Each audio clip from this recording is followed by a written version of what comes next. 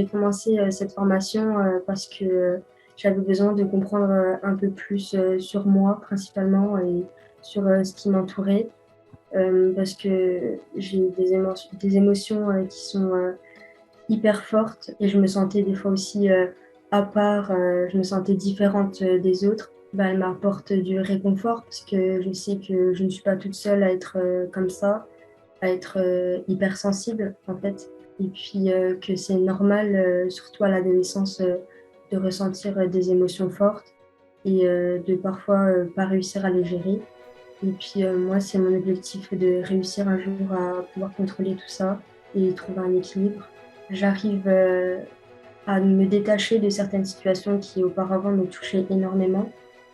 Euh, des situations comme des deuils ou encore des disputes avec des copines de l'école. Aujourd'hui, je vois ça d'une manière différente et ça me fait beaucoup de bien parce que bah, avant, euh, je me- pour moi, c'était juste horrible. J'avais peur de me sentir seule. J'avais besoin de reconnaissance, j'avais besoin d'être aimée. Et aujourd'hui, je me dis que on ne peut pas être aimé par tout le monde et que l'important, c'est de s'aimer soi. Et pour l'instant, j'ai encore un peu du mal sur ça. Mais avec le temps, je vais y arriver. Dans la formation du Marouane, on nous pose plusieurs questions sur un thème. Et ensuite, c'est à nous d'y répondre par écrit avec nos expériences, nos ressentis. On peut donner des exemples de notre vie au quotidien. Et on essaye parfois aussi de trouver le plus et le moins de chaque situation. Ensuite, on l'envoie à nos professeurs. Une semaine après, on a les cours sur ce thème qui répondent à beaucoup de questions qu'il s'agit justement de ce thème-là.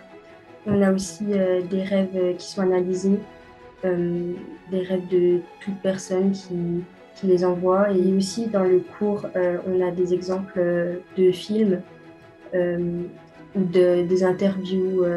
Et ça permet de refléter un petit peu bah, ce qui se passe dans la vraie vie. Des rêves, j'en fais beaucoup.